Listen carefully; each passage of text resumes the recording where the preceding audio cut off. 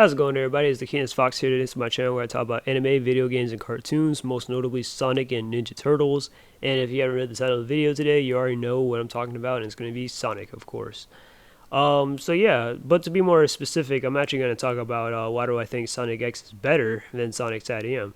And this isn't going to just be like one video, like one very ridiculously long video like I normally do, where I just explain all my points. I'm actually going to break this up into a couple of parts and stuff, try something different, make it a little fun, that kind of thing. But yeah, so in this video I'm actually going to be talking about like the protagonist, and I'm going to talk about the story and whatnot. So I'm going to be talking about the story, then I'm going to talk about how both stories end up portraying their protagonists and whatnot. So yeah, so I'll just explain why do I think which is better, and you already know where I stand here. So yeah, so pretty much I'm making these videos because I keep having either guys who keep coming to me who are either Satam stands or whatever, who either crap on side Sonic X and stuff, say it's corporate, or some guys who just think it's just crap in general, whatever. So yeah, so now I'm here to explain my opinion on that. Now again, I don't have anything really against these guys or nothing like that. It is what it is. Again, and everybody's entitled to their opinion. If you like Satam more so than Sonic X, that's cool. I got nothing against that. But this is just me explaining my perspective as to why I think that Sonic X is better than Sonic Satam. So we're going to talk about that now. Alright, so first up, I'm going to talk about the stories and stuff, and before I start talking about the protagonist himself and whatnot. So I'm going to tell you the story of Sonic Satam and then Sonic X, and then I'm going to tell you which story is better and whatnot. So yeah, just giving you just my takes. So anyways, Sonic Satam takes place in the distant future where Dr. Julian Robotnik, along with his nephew Snively, have taken over New Mobotropolis. Because of this event, the residents had hid in Knothole, while most of them ended up as roboticized slaves to the Doctor. Sonic and his childhood friends form the Freedom Fighters and rebel against Dr. Robotnik's SWAT-bot armies, with Sonic as the co-leader and the most valuable asset, Sally as the diplomatic leader and the strategist, Bunny as the secondary powerhouse and Rotor as the inventor, and Antoine as Sonic's love rival and comic relief. The series focuses on the Freedom Fighters learning about about the lost records left behind by the King and Uncle Chuck, delaying Robotnik's plans of world domination, and meeting the other Freedom Fighter groups. Sonic Satam was able to create a good story based off how vague the games were at the time, but I don't think it understands the characters or the world that it's representing. Alright, now we're on to Sonic X. Sonic and his friends end up in the world of Chris Thorndyke after an incident with Dr. Eggman. They try to collect the Chaos Emeralds to eventually send themselves back into the world before the merger of both worlds can cause more friction. Over time, Sonic and his friends become more attached to Chris's world, making new friends, settling down, and exploring the new world. A lot of the series' lore is shown here, like the Echidna's downfall against Chaos and G-Win's corruption, with silencing anyone informed of their secretive acts. Sonic X has ongoing narratives like surpassing your limits, living to the fullest, growing up, redemption, and harmony. Sonic X's story is good because the characters are fully developed. It's written by people who have contributed a lot to the games and show format, and has a lot of unique moments to reflect on. Sonic X truly represents everything that it was established from 1991 to 2005 before the meta era. Many writers have tried to emulate Satam's story through other cartoons in the comics, but none of those stories have measured up to Satam, besides, well, maybe the Archie comics if you want to argue that.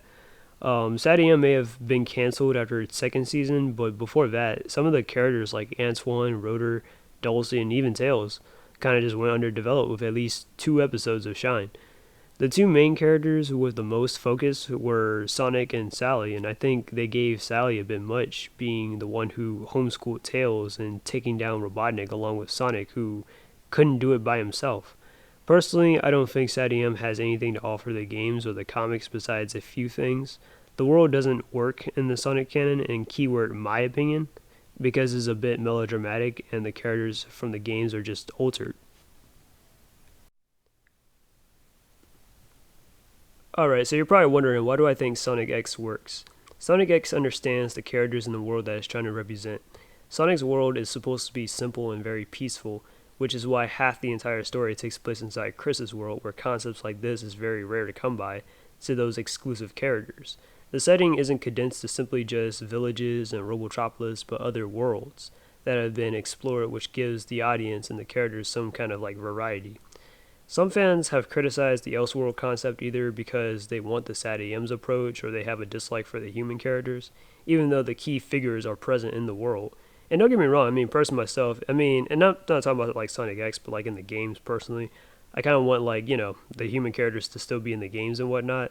I think that would definitely work out or be more preferable, but Sonic X, I think they did a good job tackling this, in my opinion.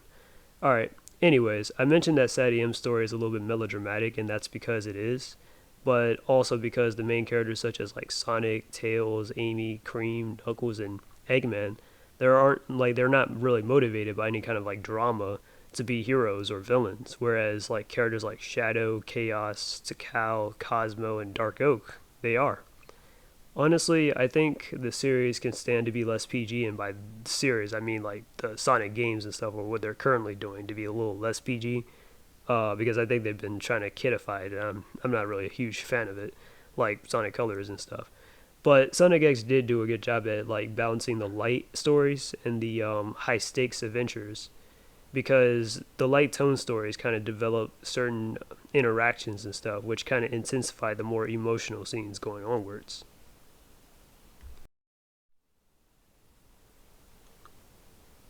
All right, so in this next half, I'm going to talk about how Sonic is portrayed inside Satam and how he's portrayed inside Sonic X. Then I'm going to talk about how just my overall thoughts of why I think he's better inside Sonic X than he is inside Sonic Satam and whatnot. So, anyways, inside Sonic Satam, Sonic is a speedy and an active teenager. He's always in a hurry to stop the evil doctor and has a big appetite for chili dogs.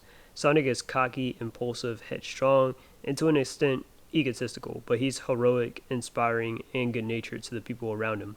Sonic lived with his dog and his Uncle Chuck until he was 5 years old before Dr. Robotnik mounted his invasion. For the remaining years, he's been taken care of by Rosie and has lived in Naho trying to topple Robotnik's forces. Dr. Robotnik is Sonic's arch nemesis, being the bane of each other's lives. Robotnik hates Sonic so much so he forgets everything else and prioritizes destroying him. And then Sally Acorn is Sonic's best friend and crush. They usually go back and forth over everything since they were kids. Sonic usually competes with others for her attention and is quick to jealousy. By the end of the series, they actually end up together. So that's pretty much Sadie M. Sonic's character. Alright, so up next, Sonic X. Sonic lives by a punk philosophy where he's free-spirited and rebellious. He enjoys running freely and facing off against Dr. Eggman. Sonic usually keeps to himself, mostly running off on his misadventures, which adds to the mystery of his character. In his downtime, he hangs out with his friends, picks flowers, relaxes, and takes naps. Sonic chooses not to think of things deeply and can be a bit stubborn, reckless, and antisocial, but he's heroic, influential, and enthusiastic and supportive. Sonic is a bit vague when it comes to his background, stating that he's had various friends and families, but he's met most of his closest friends like Tails passing by. Sonic is a wrench to Eggman's plans and sees him as a bully who needs to be taught a lesson. He's able to recognize the more compassionate side, which is why he has a mutual respect for him, calling him Doctor. One of Sonic's most notable relationships is with the exclusive character Chris Thorndyke. Chris was once a Housden boy, unmotivated and distant from his parents, and it wasn't until he met Sonic and his friends that brought out the best of him through their hardships and their good times. So I feel like that was at least worth mentioning. Alright, so I'm going to start comparing classic Sonic real quick to Sadie M Sonic and Sonic X Sonic, mainly because I'm just being fair with Sadie M because Sadie M only has like Sonic 1 and 2 to go off of. Then also Sonic CD and then a little bit of Sonic Spinball, but yeah. So anyways, classic Sonic's character, what is it like? So basically classic Sonic is judging from like some of his sprite animations and his bios, which kind of tells you a lot about his character, is that he's very heroic, he's adventurous, he's festive, he's very active, carefree, and competitive and stuff. That's just the type of character Sonic is. And he enjoys stuff like running, flying, what else, snowboarding, sports, you name it. just friendly competitions. That's just the type of character Sonic is. And then some of his flaws would include that he's just impatient and he's not so talkative and whatnot. And I feel like those simple things just make Sonic just the most like makes him like just a relatable and likable character and whatnot. He's just very simple. Now we have like Satam Sonic, whose like personality is supposed to be like hyperactive and he's motivated by tragedy to become a hero. Now here's the thing about Sonic. Sonic's not supposed to be a character who has to experience trauma or is motivated by tragedy to to pretty much become a hero. That's more so like Shadow, and Shadow's supposed to be like Sonic's opposite and stuff, right?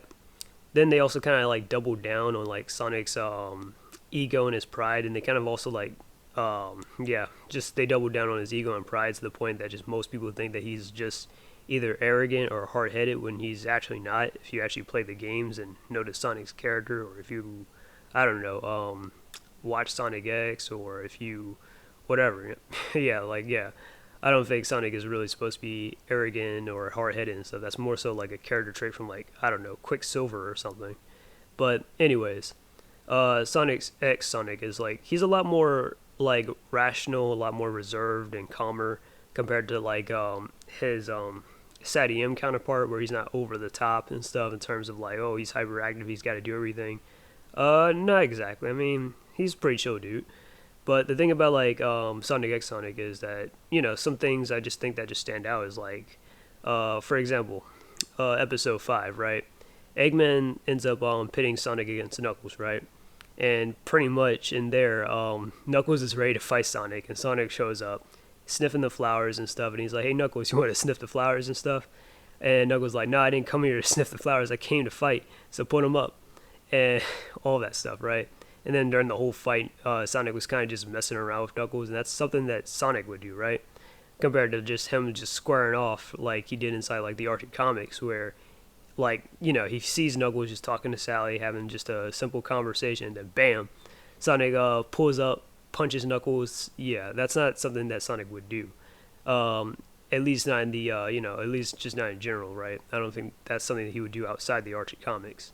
But anyways, so something like that, right? I just think that's something like that's a interesting character trait right there.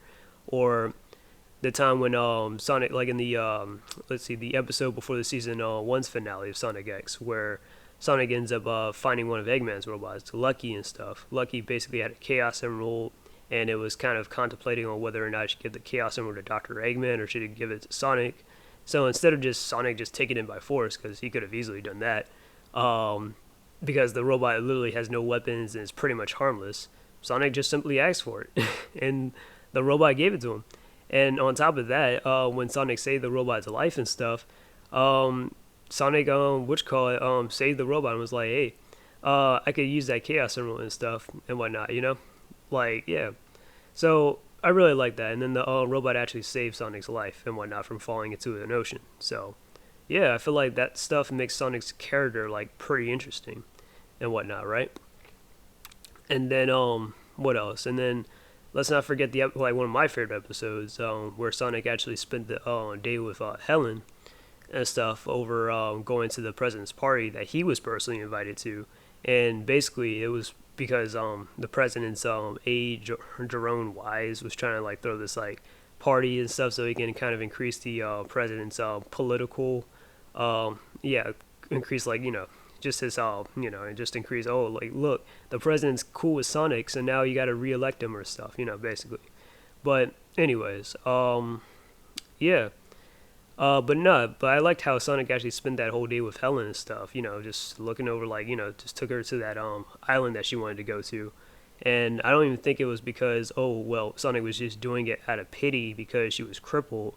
Like, no, I think Sonic just did it because he just wanted to make her happy and whatnot, because I just think he probably has a soft spot for kids and stuff, So stuff like that, I feel like that's what makes Sonic's character interesting and whatnot. I mean, he doesn't have to be all quirky, or he doesn't have to be like super funny in order to be interesting. He's a good character as is, and I feel like the game should definitely return back to this style, in my opinion. Alright, so that's the end of my video and stuff. I hope you guys enjoy it. I pretty much made this video, like I said, just to explain why do I think Sonic X is better than Sonic SatEM. Again, I don't have anything against Sonic SatEM. I think it's a good cartoon.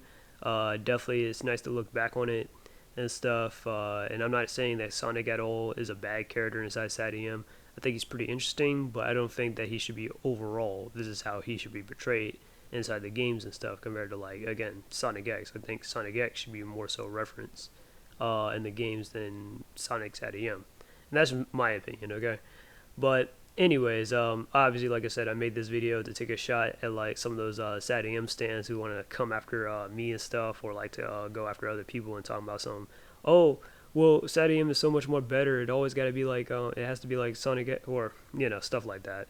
So, anyways, I hope you guys enjoyed the video. I'll be making more of these, more of the Sonic X is better than Sonic SatEM, but I'll be doing like different aspects. So next time I might just do antagonists and stuff. So I'll be talking about Dr. Eggman, and I've been kind of dying to talk about Dr. Eggman for a minute too. But anyways, hope you guys like, share, and subscribe. This is the Keenest Fox, and I am out. Peace. And until we meet again.